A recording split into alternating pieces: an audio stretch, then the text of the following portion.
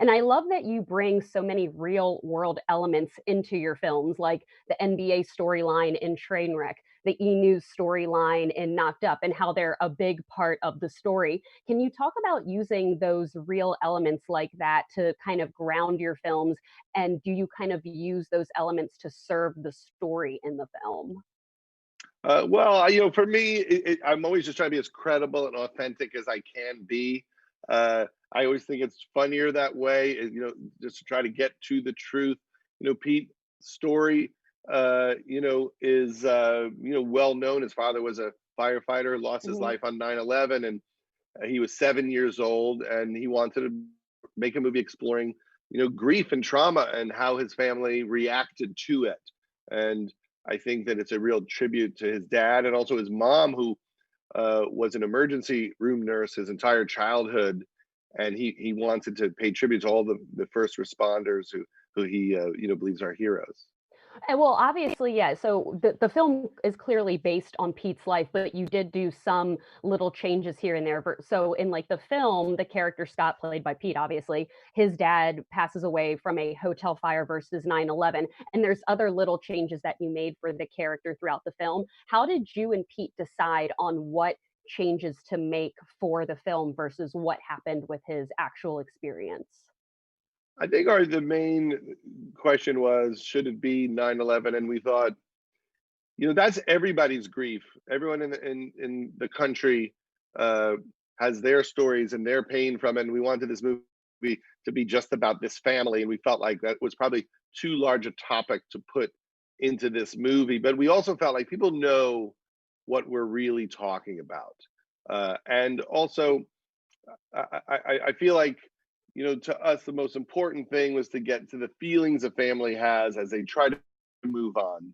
And what happens to a child who really doesn't understand why his father was willing to sacrifice himself like that. And a lot of what the movie's about, and even the making of the movie, was about Pete coming to understand, what it means to be a hero.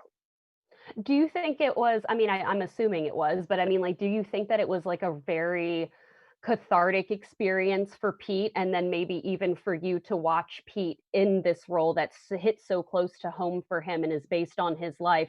How was that? I mean, and you again, like you in Trainwreck, the character's name is Amy, but Yeah. it's not necessarily Amy Schumer. So when you're watching these actors play roles that hit so close to home for them, how does that feel like as a filmmaker when you're behind the camera watching that? Well, I like when people are they're approaching it from a very personal place. We had a simple theory here, which was, this is a movie about what might have happened to Pete if he never found comedy. Comedy really was his Wow. savior. At 16, he started doing stand up, Right. and by 20, he was on Saturday Night Live. And in this movie, his character hasn't been able to figure out what he's going to do with his life, and he's just a mess. And so that's how it kind of curves from reality. Is, you know, if Pete never had something to focus on, what might have happened to him. Exactly. I actually I think that's a great point, and Kevin and I were just talking about that this morning. So Pete's obviously covered in a lot of tattoos. Did you Yes. add any specific tattoos for this film? I know, like at one point he points to the date that his father passed away. Is were any of the tattoos changed or added for this film? Well, there were certain tattoos we couldn't clear because you have to get permission from some of the people uh, who are the tattoos. Yes. Some of them are famous people, Okay. and so some things were covered over, and then we would just put a dragon over something that we couldn't Oh clear. wow. And there were Okay. some character specific tattoos we added, but Okay. 90% of those are his real tattoos. Got it. Well, last question for you. I've absolutely loved watching your daughter Maude grow up in cinema. I loved her in Funny People and This Is 40 and so many others.